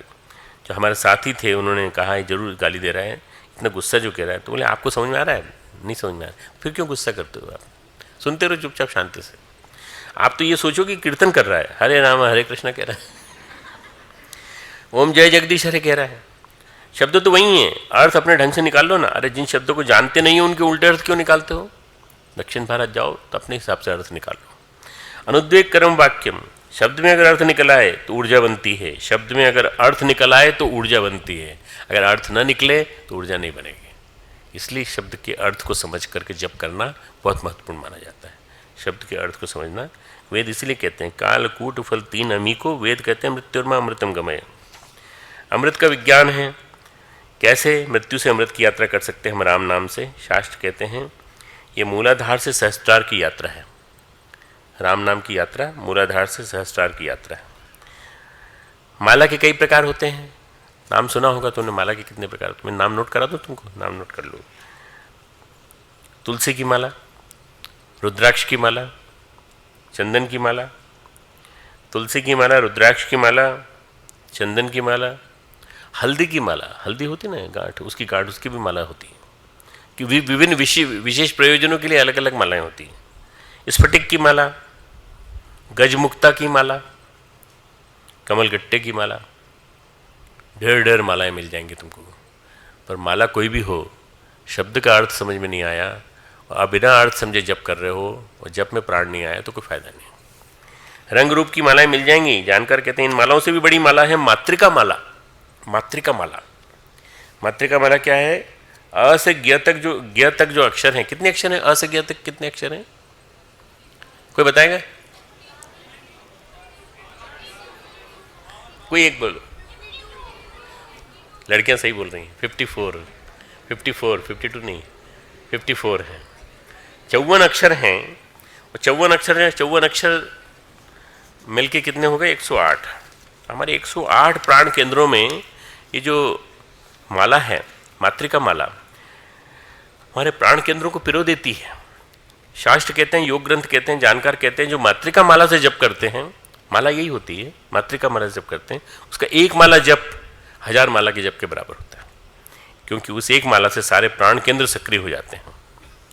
शास्त्र कहते हैं कि हमारे अंदर ये जो अक्षर प्रतिष्ठित हैं पूरे के पूरे भगवान शिव ने जो शक्तिपीठ स्थापित की थी उस तरह से हैं जैसे हमारे यहाँ विभिन्न प्रकार की शक्तियाँ स्थापित हैं, सब हैं अंदर। ये राम रसायन जो है केमिस्ट्री है, रसायन शास्त्र जो है भक्ति का रसायन शास्त्र है। मैं आज तुमको जो बताया है राम रसायन। मैं छोटा था तो रेडियो चलता था, तो रेडियो में गीत बजता था, राम रस मीठो रे, राम रस मीठो रे। गर्मी के दिनों में ही सुनने को मिलता था क्योंकि हम सुबह उठ के चले जाते थे स्कूल, गर्मी के दिनों छुट्टियाँ होती थी। मैं समझता था आम रस मीठो रे। मैं अपनी माँ से कहता था ये आज सुबह गीत आ रहा था आम रस मीठो रे, आप बनाओ मीठा होता है। बोले बेटा राम रस मीठो रे, राम का राम नाम लिया करो, राम का नाम लिया करो, ये मीठा होता है। ये राम रस जो है ये केमिस्ट्री, रसायन शास्त्र, भक्ति का रसायन शास्त्र है, योग का रसायन शास्त्र है, मंत्र विद्या का रसायन शास्त्र है, जिससे जीवन परिष्कृत होता है, परिमार्जित होता है, रूपांतरित होता है। भगवान शिव इस ज्ञान को जानते हैं, हम सब उनके अंश हैं। ईश्वर अंश, जीव अविनाशी, और जीव शिव का सनातन अंश है। जो बात बृहत रूप में उनमें है, थोड़ी से लघु रूप में हमें भी है। अगर शिव के अंदर बहुत बड़ी है तो हमारे अंदर छोटी सी भी है। अगर हम चाहें तो राम नाम के प्रभाव से मृत्यु से अमृत की ओर यात्रा कर सकते हैं। हम चाहें राम नाम के प्रभाव से अमृत की ओर यात्रा कर सकते हैं। जीवन के कालकूट को जो विनिर्मित हो रहा है उसको अमृत में बदल सकते हैं। हमको राम नाम की जरूरत है, आसन की नहीं, कठिन जटिल प्रक्रियाओं की नहीं, किसी प्रकार की हठयोग की नहीं, बल्कि हमें जरूरत है नाम का स्मरण।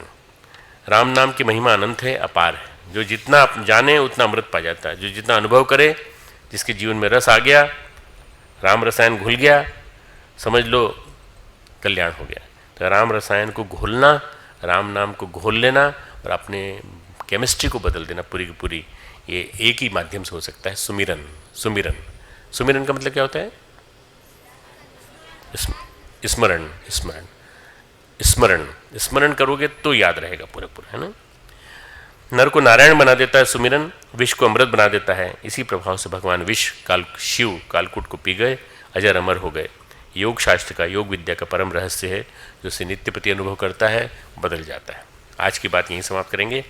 बहुत जटिल थी, थोड़ी कठिन थी, कठिन था आज का, पर ये अगर तुमको समझ में आ गया हो कि चंद्र, सूर्य और विष, अगर ये नहीं समझ में आया हो तो मैं एक बार फिर से अलग से क्लास लेके फिर से समझाने की कोशिश करूँगा तुमको, ठीक है। इसको लिख भी दूंगा किताब के रूप में, आ जाएगा, ठीक है। ध्यान करेंगे कैलाश का, कैलाश पर्वत का, हिमालय का। और बैठे बैठे ही स्थिर शरीर, कमर सीधी, दोनों हाथ गोद में, आंखें बंद, अपने मन मानस पटल पर बार बार कैलाश पर्वत को लाने की कोशिश करें। कैलाश पर्वत कैसा है? जैसा आपने चित्र देखा है वैसा है। हिमालय, हिमाच्छादित शिखर, हिमाच्छादित शिखर पर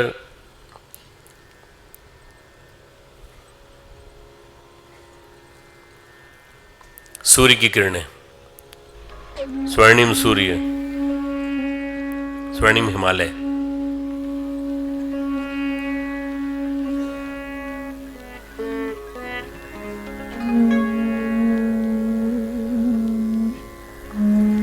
अमृत ऊपर से झरता है। इसी तरह से कैलाश से भगवान शिव की कृपा बरसती है, हमारे अंदर बरसती है, हमारे अंतरंग जगत को बदलती है।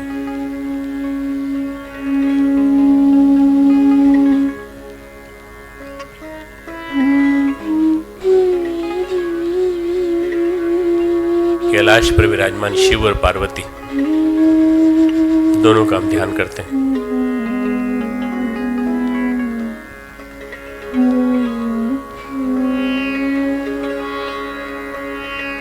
हमारे जीवन को अमृतमय बना दें,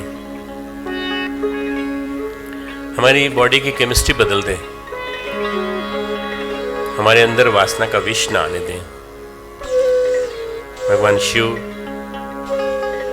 बहुत शक्तिशाली हैं, उनके अंदर बहुत बड़ी शक्ति है, पूरी बॉडी की केमिस्ट्री को बदलने की शक्ति है। और अंतर जगत के रसायनों को, हार्मोन्स को, न्यूरोट्रांसमीटर्स को बदलने की अनुपम सामर्थ्य उनके अंदर है। प्रार्थना कीजिए कि हम बदल रहे हैं।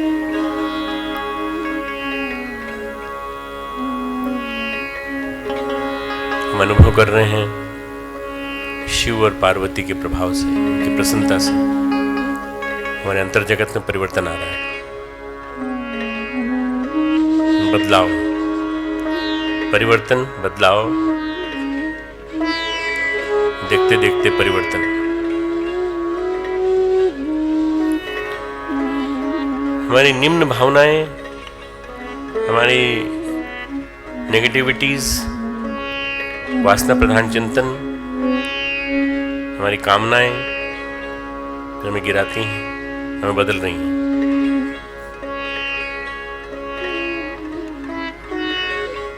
अब हम उनको बदल करके, उनको कामना को भावना में, भावना को संवेदना में, उत्कृष्टता में बदल करके हमारे लिए अमृत बना रहे हैं।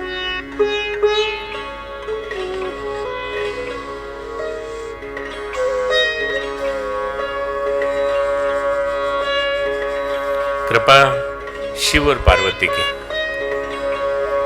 वर्षा अमृत की, सहस्त्रार से, कैलाश, मानसरोवर से हमारे अंतर जगत में निरंतर हर अंग प्रत्यंग में, हमारे 54 शक्तिपीठ जो हैं अंदर, वो उन सब स्थानों में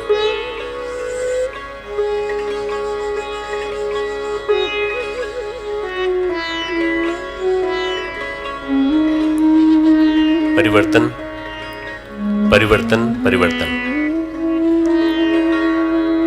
बदलाव, बदलाव, बदलाव। चंद्र तत्व, सूर्य तत्व का सात्विकरण, सामंजस्य, दोनों मिल रहे हैं एक साथ हमारे साथ, हमें बदल रहे हैं,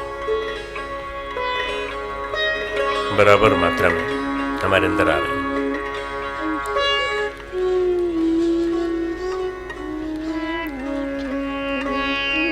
भावनात्मक परिष्कार, परिवर्तन।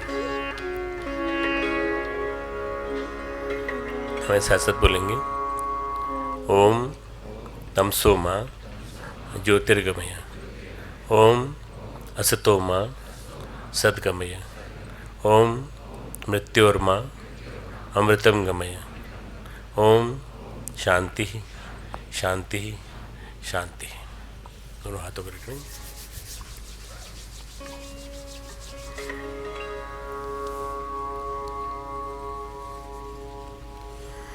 आरती के लिए आ जाओ।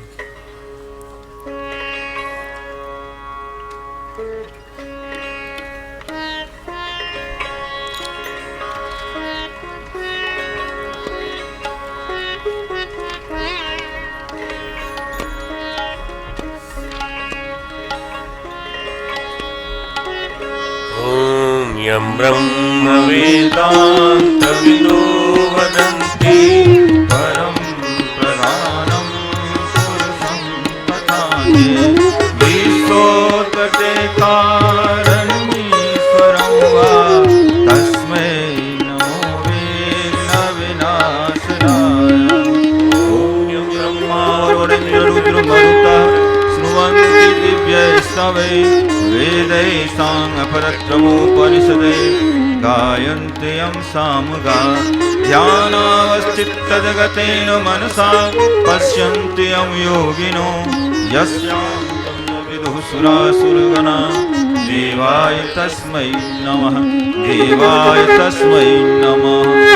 आरती श्री रामायण जी की आरती श्री रामायण जी की कीरत कलित ललित सिय पीकी कीरत कलित ललित सिय पीकी। आरती श्री रामायण जी की आरती श्री रामायण जी की। गावत ब्रह्मादिक मुनि नारद गावत ब्रह्मादिक मुनि नारद वाल्मीकि विज्ञान विशारद वाल्मीकि विज्ञान विशारद सुख सनकादि शेष अरु सारद सुख सनकादि शेष अरु सारद वरनि पवन सुत कीरतनी की वरनि पवन सुत कीरतिनी की। आरती श्री रामायण जी की आरती श्री रामायण जी की।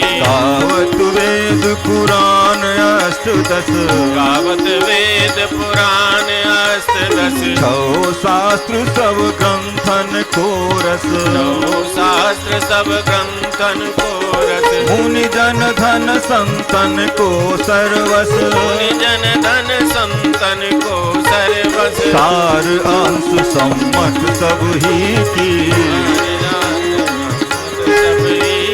आरती श्री रामायण जी की आरती श्री रामायण जी की। गावत संतत शंभु भवानी गावत संतत शंभु भवानी अरुघट भव मुनि विज्ञानी अरुघट संभव मुनि विज्ञानी। व्यास आदि कवि वर्ज बखानी व्यास आदि कवि वर्ष बखानी। काग भुसुंड गरुड़ के ही की काग भुसुंड गरुड़ के की। आरती श्री रामायण जी की आरती श्री रामायण जी की। कलिमल हरण विषय रस फीकी कलिमल हरण विषय रस फीकी। सुभग श्रृंगार मुक्ति जुगती की सुभग श्रृंगार मूर्ति जुवती की। गलन रोग भव मूरी अमी की गलन रोग भव भूरि अमी की। तात मात सौविधि तुलसी की तात मात सब विधि तुलसी की। आरती श्री रामायण जी की आरती श्री रामायण जी की। कीरत कलित ललित सिय पीकी कीरति कलित ललित पियसी की। आरती श्री रामायण जी की आरती श्री रामायण जी की। आरती श्री रामायण जी की आरती श्री रामायण जी की। हाथ ऊपर करके आरती ले लें। ओम भूर्भुवः स्वः तत्सवितुर्वरेण्यं भर्गो देवस्य धीमहि धियो यो नः प्रचोदयात्। ओम द्यौ शान्ति अन्तरिक्षं ओम शांति पृथ्वी शांतिरापः शांतिरोषधयः शांति वनस्पतयः शान्तिर्विश्वे देवाः शान्ति ब्रह्म शान्ति सर्वगुण शान्ति शान्तिरेव शान्ति सामा शान्तिरेधि ॐ शान्तिः शान्तिः शान्तिः सर्वारिष्ट सुशान्तिर्भवतु। सुगन्धाय सहस्रमूर्तये सहस्रपादाक्षिशिरोरुवा सहस्रनाम्ने पुरुषाय शाश्वते सहस्रकोटि युगधारिणे नमः सहस्रकोटि युगधारिणे नमः।